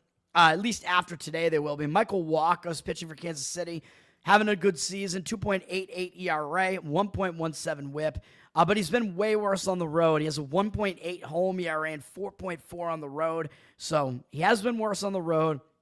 He's pitching well overall, though, man. He hasn't allowed more than 4 earned runs in any start. He's definitely a consistent pitcher, and his 24-6 strikeout walk ratio in May, pretty good. Coming off a shutout for 7 innings over Detroit, but he threw almost 100 pitches in that game, which he usually throws a little bit less than that. And it was a huge divisional game, and they won the game against Detroit. So is he going to be in a little bit of a letdown spot coming into this? He might be, because that was a crazy performance from Wacha. And he might have actually been up against Schoolbowl, too. I think he was, right? Yeah, so he had a huge pitching matchup there against Schoolbowl, so he might be in a little bit of a letdown spot coming off of that. So I do worry a little bit about Wnba here, and plus his numbers not being good on the road, although he does have really good numbers against the White Sox. 55 at bats, although 14-6 strikeout walk ratio is not that good, but a 200 average, 533 OPS. Wnba does have decent numbers against a bad White Sox lineup. Adrian Hauser is pitching for the White Sox, and he's been shockingly good so far from them, really. 1.47 ERA, 0.98 whip, and he does have a 0 home ERA, man, only in one start against Seattle, where he did walk more than he struck out, but he was good in that game. He didn't give up any runs in the next game against the Mets, and in his last 2 outings, he has a 12-2 strikeout walk ratio, so he's actually been pretty effective overall, which is weird to say because he hasn't been that good in his career. And his numbers against the Royals, though, got to step back a little bit. His numbers aren't that good. In 33 at-bats, a 303 average, allowed 865 OPS, 4 strikeouts to 4 walks. So I don't really want any part of Hauser, though, even though he does appear to be in good form right now. The money looks like it is coming in on the White Sox, dropping Kansas City down from -147 to -138. 82% of the tickets, 74% of the cash. So Kansas City very public with less of the money. It looks like a strong market read on the White Sox as a home underdog. And money coming in on the under with a bit less juice on the over 8 right now. 55% of the tickets on the over, but 71% of the cash coming in on the under. I'm just not sure that I don't know if I trust either pitcher, man. I could see anything happening in this game, really, because both offenses are terrible. So if you do like the under, that's the reason why you'd be going to the under here, is that both offenses are not good. And Hauser, really, both pitchers are actually in fairly good form right now, so that's kind of the other reason why. But again, historically, Hauser hasn't been good against Kansas City's offense, and Wnba does not have good numbers on the road. So there's a lot to factor in here, man. So I'm not going to make a play. Too many conflicting factors here. Yeah, Flocka. That's right. Waka. Zach, what's up, man? Rooting for the Royals. That's right. You're a Royals fan. I believe you mentioned that yesterday. I don't really have a strong opinion on that game at all. My Boston Red Sox at the New York Yankees. Red Sox lost yesterday. And, of course, you look at this matchup and you got to think the Red Sox have to have an edge here, right, with the starting pitching matchup between Garrett Crochet and Ryan Yarbrough. Garrett Crochet is obviously the way better pitcher here, but the Yankees have the way better offense. The Yankees have the better bullpen. So what do we want to do in this game? I don't even know, man. I didn't look to see what happened in yesterday's game as far as the bullpens are concerned. I don't know. There was more bullpen usage on the side of the Yankees here. Both starting pitchers were bad in the game yesterday, but the Red Sox used Criswell out of the bullpen to actually kind of save the rest of their bullpen. The Yankees used more of their high-leverage relief men. They used Williams to get a save, and the Williams has actually been pretty bad this year with a 6 ERA. The Yankees still are obviously the better team here overall. Garrett Crochet is so good, though, that the Red Sox are actually a slight favorite here because of that. Let me see what we got with the numbers here. The money is coming in on the Red Sox, actually, and it's actually kind of crazy. It looks like the Yankees are a very rare public home underdog, it almost looks like here, with 81% of the tickets and only 66% of the cash on the money coming in on the Red Sox, up from -104 to -107. And money coming in on the under, 55% of tickets on the over, and 87% of the cash on the under, with the total dropping from 8 to 7.5. What I will say is, I don't want to play an under in this game. I mean, you're talking about Yankee Stadium. It's very hitter-friendly. Once we get out of the realm of the starting pitchers here, I mean, you're liable to see a lot of runs come in late here, so I don't like that. Even the first 5 innings, I don't even know if I love, because I don't even know if Yarbrough is really any good, or if this is all kind of a mirage here. If you do like the Red Sox and you think they got the edge in the starting pitching, I would only go first 5 innings. Money line first 5 innings, Red Sox, although you have to pay a little bit more on it, but I do not want to deal with a full game there. I would only want to deal with the Red Sox with Crochet there. I mean, the Red Sox lose way too many of his starts. They've lost like half of his starts. Even though his numbers are Cy Young worthy with a 1.98 ERA and 1.06 whip, yet his win-loss record is 5-4 because the Red Sox suck ass. They're like, I mean, the Red Sox are something like 6-17 in one-run games. They're barely above 500 in Crochet's games. I mean, it's ridiculous. Crochet has struck out double digits. He has double-digit strikeout numbers in 2 straight games. He's been excellent all year. He's only allowed more than 2 earned runs in 1 start. He has over 100 strikeouts on the season. He's a really, really great pitcher. I mean, there's no doubt about that. He's actually been better on the road, too, with a 2.38 home ERA, 1.69 on the road. Excellent, excellent stuff. Yankees have gotten to him a little bit, though, in the past. Not a whole lot of a sample size here, probably when he was on the White Sox. The Yankees are 3 for 9 off him with a home run from Bellinger, who's 2 for 2 off him. 5-1 strikeout walk ratio, though, so very high strikeout rate as well. That's that Yankees feast or famine offense where it's like they're either striking out or hitting it hard. 333 average, 1,067 OPS, so small sample size. Crochet hasn't been that good against the Yankees, but Yankees have a lot of bats that haven't seen him before, so I don't expect Crochet to be that bad in this game, although he might not be great. Ryan Yarbrough somehow has been really good so far this year, the 2.83 ERA and .99 whip. I don't understand how he's doing it or how this can continue, to be honest. I mean, he was in the bullpen for a while.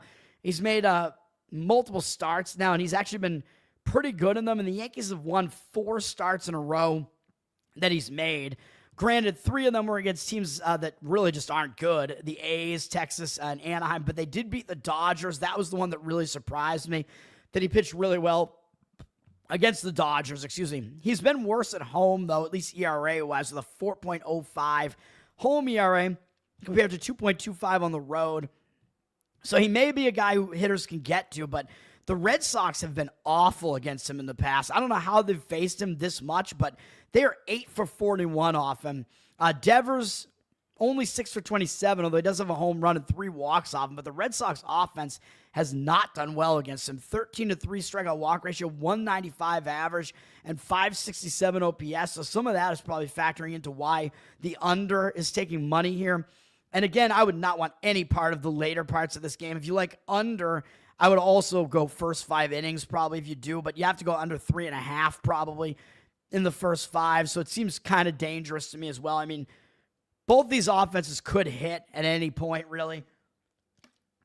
So we will see what happens here. I don't want to play the game in any capacity at all, but I mean, probably the best lean, probably Red Sox first 5 innings, but I don't even love that either. San Diego at Milwaukee. Milwaukee returned home from a road trip in yesterday's game, so again, not the greatest spot, and they got shut out, so they're in a much better bounce-back spot here. Again, when a team returns home from a road trip, I already talked about this with a couple of the other games, and you get shut out, you tend to do a bit better in the next game. Nice bounce-back spot for Milwaukee here. Question is, how much do we really trust them? Steven Kolek is on the mound for San Diego, and he's been pretty good. 3.47 ERA, 1.24 whip. I mean, his strikeout rate's pretty low, though. He doesn't, he walks a few too many guys, I guess I would say.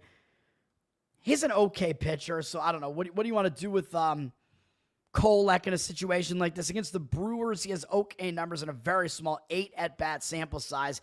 Does have 2 strikeouts, no walks, which isn't that good, but a 250 average, 650 OPS. So overall, his numbers are pretty good against the Brewers, and he has been better on the road with a 9.58 home ERA. I think because he had one outing where he got totally shelled at home. Actually against Miami and Seattle. So it wasn't just one outing, but surprisingly not great offenses there. But Kolek has been good on the road with a 1.04 road ERA. So he's not really a guy I really want to fade here. And Milwaukee's bullpen is not good. So even if, bringing up Action Network again. Milwaukee's bullpen is not good. A 4.41 ERA. They're in the bottom third. San Diego is actually way back up into elite status here with a 3.04 team ERA on the season. So San Diego does have the better bullpen as well. Milwaukee's got Quintana pitching, and he's been pretty good. 2.77 ERA. 1.28 whip is a little high. His walk numbers have kind of increased a little bit. He had 4 walks in his last outing, but he still got through 5 innings, only allowing 2 earned runs to Philly on the road, which is not something I'm going to knock him for. He's only had 1 outing this year where he's allowed more than 2 earned runs against the Cubs, who are really good offense. So he's been pretty effective, really. He's been way worse at home, though, with a 5.91 home ERA compared to 1.59 on the road. So that one game that he was bad and was at home against the Cubs. So it's maybe a little bit of an outlier, but he has been worse at home. Against San Diego, he has decent numbers in a big 136 at-bat sample size, a 250 average, 672 OPS. So his numbers are decent. So overall, I don't know. I would actually maybe be looking at under, but I don't want anything to do with a Milwaukee bullpen typically. So I don't know what we would want to do with this game, to be honest. The money is coming in on the under. It's gone down from 8.5 to 8.5, juice to the under. 54% of tickets on the over, 77% of the cash on the under. So the money is agreeing with the under. It is 8.5, so you could probably get about an under 4, or maybe even 4.5 in the first 5 innings. So maybe that's the way I would look and take Milwaukee's bullpen out of the equation. But you got to worry about Quintana a little bit just because he has struggled a bit more at home. The money is actually coming in on the San Diego side, even though it typically would be a good spot for a team to bounce back in their second game back home after a loss in the first game. But the money's disagreeing with the situation. And it seems to be agreeing more with the pitching matchup, where I do think Kolek is the better pitcher of the two. Both teams have decent offenses. San Diego has the better bullpen. So that's what we got going on with that. The line is up from -110 to -111 on Milwaukee, but 70% of the tickets and only 56% of the cash. Yeah, we're skipping it on Milwaukee there. So again, not going to make a play on that. We will see what happens in that game. Seattle at Anaheim. Anaheim just returned home from a road trip, but they actually won the game 5-4 against the Mariners. Even though I kind of liked the Mariners side in that one. Anaheim used some of their best relievers yesterday, including Jansen, their closer, even though Anaheim's bullpen is really, really bad. So Seattle has a way better bullpen than they do. Well, Seattle's kind of middle of the pack right now. Anaheim is a bottom 3 bullpen right now. And there's a big gap between the bottom 3 and the rest, too. So they're pretty bad bullpen-wise. Not great for them. Luis Castillo is pitching for Seattle. He's been mediocre this year, but he's starting to pick it up a little bit. I think 3.03 ERA, 1.27 whip. Been doing a little bit better as of late, even though his walk numbers has still been a little bit higher than you would like. He hasn't walked more than 2 guys going all the way back to mid-April, so actually that's not that bad, really. His splits, he's actually been better at home, though, which makes sense. Pitcher-friendly park, 2.25 ERA at home, but on the road, 4.13.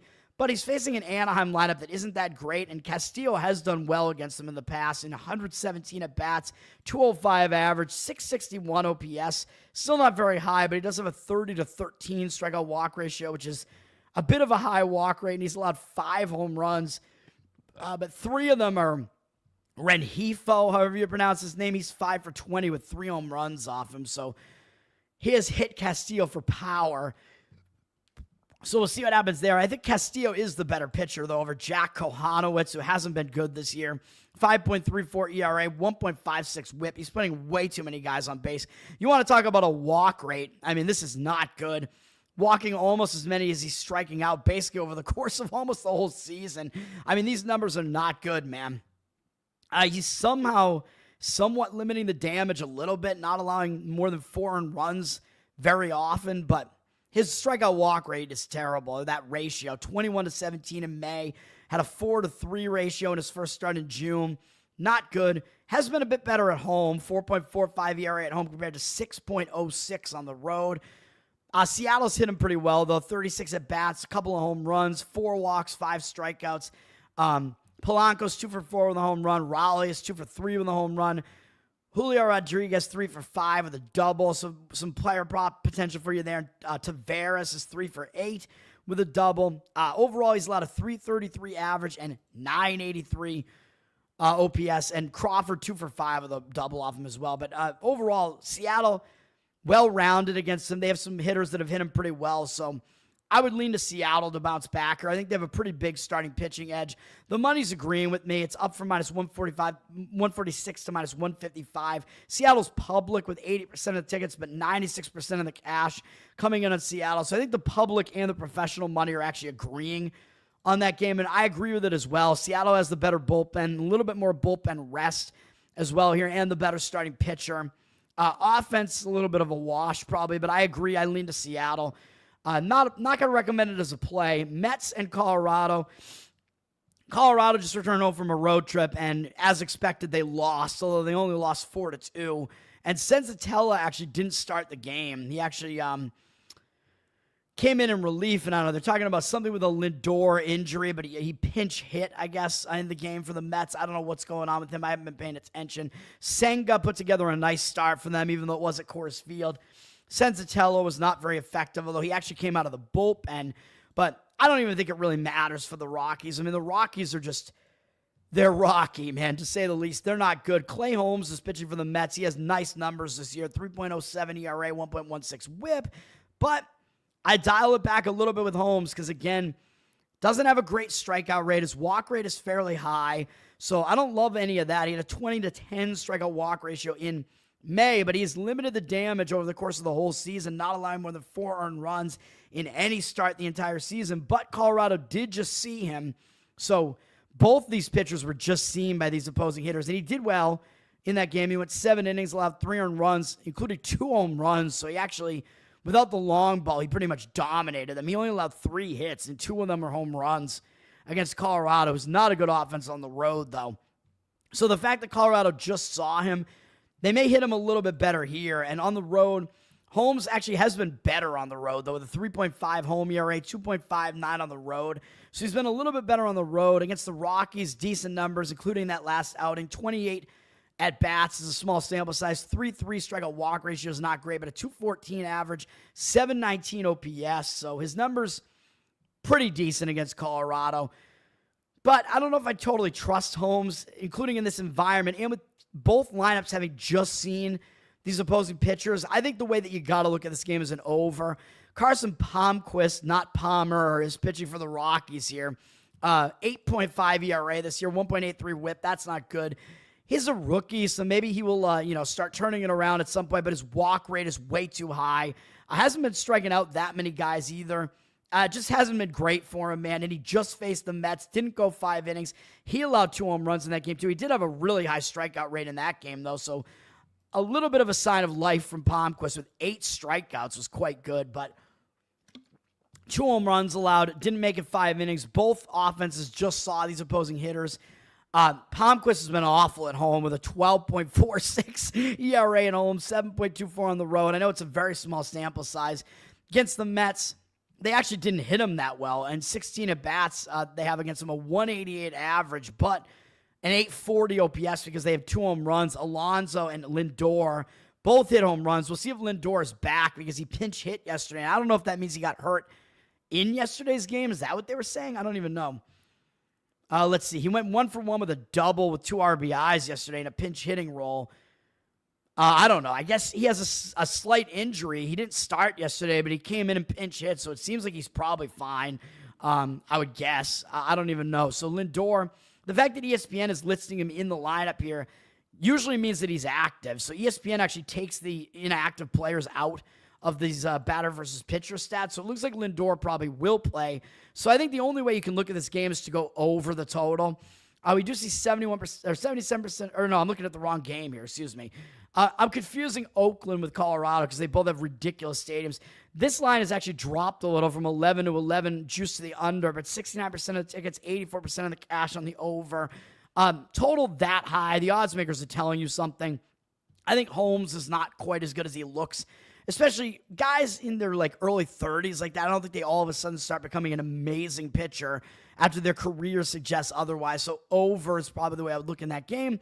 And in the final game, I'm going to make a play on Baltimore with Charlie Morton pitching. Please help me, man. I don't know what I'm going to do. The A's, we're fading the A's, though. This is more of a fade of the A's. Yeah, they've won 2 games in a row, so they have a little bit of momentum right now, but come on, man. Before that, they'd lost how many games before that? They were on a long loss streak. They'd only won 1 game in the last, basically month prior to winning these 2 games. The A's have been awful, and they've been horrific at home. So they somehow pulled off a 1-run win yesterday against the Orioles. A's versus O's. I don't think it's going to continue, man. And the A's used a bunch of their relief pitchers yesterday. They used Miller, their closer. So even though their bullpen isn't even good, they used some of their best relievers yesterday. So I think the bullpen situation, even though I guess Baltimore kind of used some of their better relievers too, Baltimore actually has a bullpen edge. The A's bullpen is the absolute worst in baseball, 6.15 ERA, which makes Baltimore's 5.06 bullpen ERA a little bit more tolerable. It's a little bit easier to stomach. The A's are like one of the only teams that Baltimore actually will have a bullpen edge against, and so that is what we got here. So they have a bullpen edge here. The A's have also been absolutely atrocious at home. Even with that game yesterday, they're 11-22 at home. They've been awful at home. They've allowed a ton of runs at home. They're one of the worst two teams at home in runs allowed per game. The Orioles, I know, haven't been good on the road, although their road record is actually better by 2 games than the A's home record is. The Orioles 13-20 on the road, and that's actually better than the A's home record, even including yesterday's loss. I think Baltimore, they're going to bounce back, in my opinion here. I mean, yeah, I worry a little bit because they had a nice win streak going, and that broke their win streak, so a lot of times that can hang you over a little bit, but I think the matchup, you got to look at Baltimore here, especially looking at fading the A's. I know we're playing on Charlie Morton. He's had an awful season, 6.2 ERA, 1.58 whip, but it looked like his career was probably over.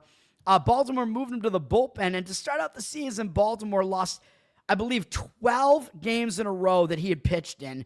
All of his starts and relief appearances, they lost 12 in a row, but they've won the last 2 games that he's appeared in, and he hasn't allowed more than 1 earned run in any appearance since early May, and even back then, he hasn't allowed more than 3 earned runs in any appearance going all the way back to April, so he has actually limited the damage quite a bit, and he's facing an A's offense that's kind of mediocre. His strikeout rate has increased, so he's actually in decent form right now, even though, granted, his last outing was against the White Sox. They're not a good offense. But still, he has 6 strikeouts, 5 strikeouts, 7 strikeouts in the last 3 outings. That's not really bad at all. An 18-4 strikeout walk ratio of those 3. Only allowed 3 runs combined in whatever that is. 12 2/3 plus 4 1/3, so 17 innings, I guess, basically. So he's been pretty good as of late. And against the A's, they don't even have a big sample size against him. It's 16 at-bats. Yeah, the walks are a concern. 7 walks to 5 strikeouts, although 3 of the walks were Blade. So I don't know what that was about. Maybe a little bit of an outlier there, but they're only 2 for 16 off him lifetime. 125 average, 516 OPS. So Morton actually has good career numbers against the A's. And he's been a little bit worse on the road, but his numbers are just bad over the course of the whole season, so there's not much you can take away from that. 5.8 ERA at home, 7 on the road, and I know he's pitching in a really bad stadium here, so we might get a high-scoring game, but Luis Severino is pitching on the other side. 4.54 ERA, 1.27 whip. His numbers are mediocre on the season, but he has been abysmal at home this year. As I pointed out, I faded him in his last outing at home. Got the win on that one, so why not? Let's do it again. That was against the Twins. He gave it up again. His splits are the most extreme probably in all of baseball. He has a 6.99 ERA at home in this awful stadium in Sacramento that is very hitter-friendly, and a .87 road ERA. I don't see how you could get more extreme than that. 284 opponent batting average at home and 189 on the road. It's unbelievable how much worse he's been at home than on the road. He's allowed 4 home runs. Hasn't allowed a home run since April 7th, which is really insane, but all 4 home runs he's allowed have been at home. And even despite not allowing any home runs, he's still been awful at home. He allowed 8 runs in his last outing at home, only struck out 1 guy. And yeah, he still got lit up, even though he didn't allow any home runs there. So he's been awful. The A's have lost 5 games in a row that he's pitched. Again, not good. They'd won 4 games in a row prior to that, but overall, they lost 4 games prior to that. So they're 4-9 in his starts. That's not good either. In his games at home, let's count them out. They're 0-1, 0-2, 0-3, 1-3, 2-3, 2-4, 2-5, 2-6. Yeah, so they're 2-6 in his home starts. Also, pretty bad. They've been awful in Severino's home starts. And against Baltimore, by the way, his numbers are awful. In 37 at-bats, does have a 12-3 strikeout walk ratio, which is good. But other than that, not good at all. Baltimore has a .432 batting average against him and 1,097 OPS. You can find some player props here with O'Hearn is 4 for 5 with 2 doubles and 4 RBIs. Henderson is 5 for 6 with a home run off him. Laureano, 3 for 7 with a double, RBI and a walk. Just all over the place. These guys have hit him pretty well. So it's kind of like take your pick from those guys of the best player prop options in this game. But we're going to take Baltimore here, man. They're a road favorite for a reason. And I think it's a situation where the public might not even actually love Baltimore, although actually it looks like the public is a little bit more on Baltimore than on the A's. But we see Baltimore up for minus 117 and minus 125 here. So the line moved on Baltimore initially, although we see 53% of tickets on them, but 61% of the cash coming in on Oakland or on the A's. I keep saying Oakland, especially when it says Oak right here on the board. But the A's, I mean, they're just complete fade material at home, man. I think Baltimore probably bounces back. They have been playing better. Just hopefully that game yesterday doesn't kill their momentum and continue Oakland's hopefully short-lived momentum here. Money is also on the over, up from 10.5 to 10.5 with juice, 76% of tickets, 93% of the cash on the over. I don't disagree with that. I mean, you got bad bullpens. Even if Morton does well in the game, you got to turn it over to the bullpens. But I think Morton hopefully will be able to hold down Oakland or the A's offense a little bit here, given that he's pitched better recently and his career numbers are pretty decent. But, yeah, I mean, it's this crazy hitting stadium. You can only really look to an over. But hopefully the cash percentage kind of turns around on this, because I think Baltimore is the way to look in that game. So that's it. Those are the plays there, man.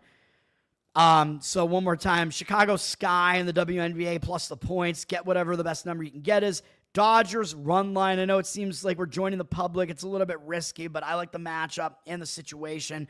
Miami, Marlins money line. Again, seems like that one's a tough one to stomach, but I kind of like that one as well, or I do like it. And then Baltimore money line. You might be able to get a better money line, actually, if the line starts kind of reversing, although I kind of don't want that to happen because that would mean the market is disagreeing with me. But those are the 4 plays today, plus I gave out the Belmont Stakes. I was going to say the Preakness. Belmont, I like Baeza, baby. Baeza, then Journalism, then Sovereignty, and then Rodriguez in that order. So figure out ways to play that. That's going to do it. Tower Gang Toad on Twitter. GiveSendGo.com/TowerGangToad if you want to support the fundraiser. It's still up. Patreon.com/Tower Gang to support Tower Gang. Go check the Tower Gang podcast out. I got to get the all that stuff up, man, for Tower Gang. Got a lot of work to do backlogging all the podcast episodes. Yeah, and come see us at Bohemian Grove. It's still happening in a few weeks from now, less than a few weeks at this point, in Leesburg, Florida, or somewhere outside of Leesburg. Now, somewhere in Florida, Central Florida. Come find us. Get your tickets, and that's going to do it, man. Charles, thanks for hanging out. That's right. Charles, Zach, everybody that was hanging out, thanks for hanging out, everybody. I think it was just you guys in the comments today. Yeah, I would be sick, man. It's probably going to be sick. It keeps improving, I think, so hopefully it's another good one. That's going to do it. Peace out, guys.